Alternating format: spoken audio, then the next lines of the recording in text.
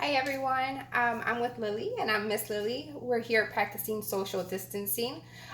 Today I wanted to read aloud one of my favorite books called Last Stop on Market Street. It is written by Matt De La Pena and it's illustrated by Christian Robinson. The publisher is Penguin House.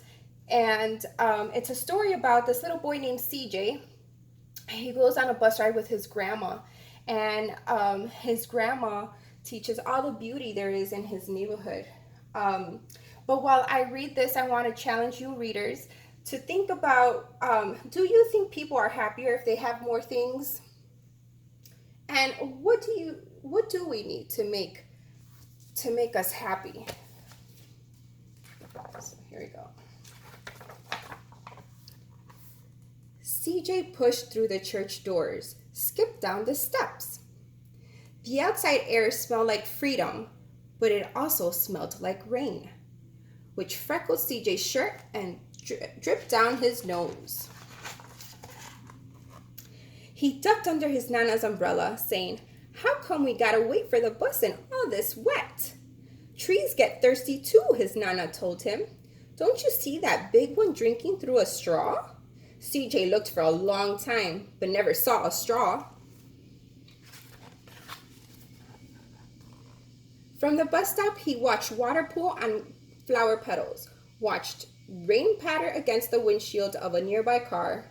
His friend Colby climbed in, gave CJ a wave, and drove off with his dad. "Nana, how come we don't got a car?" "Boy, what do we need for a car? We got a bus that breathes fire and old Mr. Dennis who always has a trick for you." The bus creaked to a stop in front of them. It sighed and sagged and the doors swung open. "What's that I see?" Mr. Dennis asked. He pulled a coin from behind CJ's ear, placed it in his palm. Nana laughed her deep laugh and pushed CJ along. They sat right up front. The man across the way was tuning a guitar. An old woman with curlers had butterflies in a jar. Nana gave everyone a great big smile and a good afternoon. She made sure CJ did the same.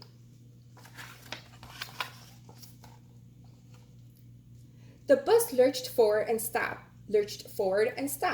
Nana humped as she knit.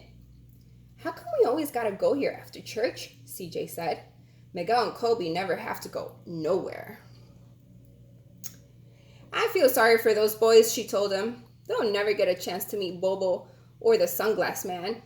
And I hear Trixie got herself a brand new hat." CJ stared out the window feeling sorry for himself. He watched cars zip by on either side. Watched a group of boys hop curbs on bikes. A man climbed aboard with a spotted dog. CJ gave up his seat. "How come that man can't see?" "Boy, what do you know about seeing?" Nana told him. "Some people watch the world with their eyes. With their ears. That's a fact. Their noses too." The man sat sniffing at the air. "That's a mighty fine perfume you're wearing today, ma'am." Nana squeezed the man's hand and laughed her deep laugh.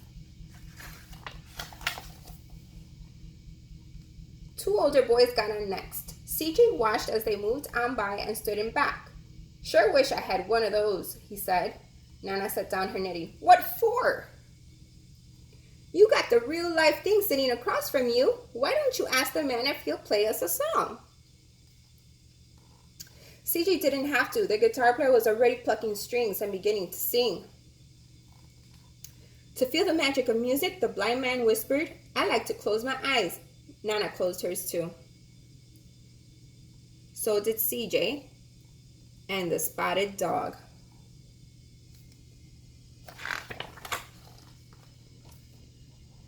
And in the darkness, the rhythm lifted CJ out of the bus, out of the busy city. He saw sunset colors swirling over crashing waves, saw a family of hawks slicing through the sky, saw the old woman's butterflies dancing free in the light of the moon. CJ's chest grew full and he was lost in the sound, and the sound gave him the feeling of magic.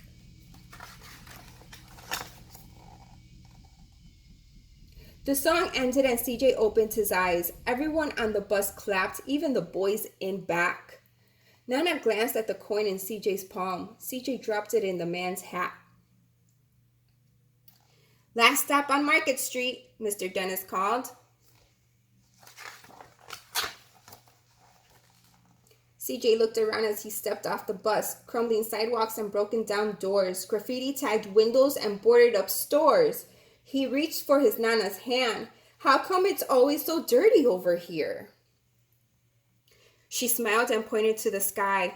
Sometimes when you're surrounded by dirt, CJ, you're a better witness for what's beautiful. CJ saw the perfect rainbow arching over the soup kitchen. He wondered how his Nana always found beautiful where he never even thought to look. He looked all around them again, at the bus rounding the corner out of sight and the broken street lamps still lit up bright and the stray cat shadows moving across the wall. When he stopped their familiar faces in the window, he said, "I'm glad we came." He thought his Nana might laugh her deep laugh, but she didn't. She patted him on the head and told him, "Me too, CJ. Now, come on."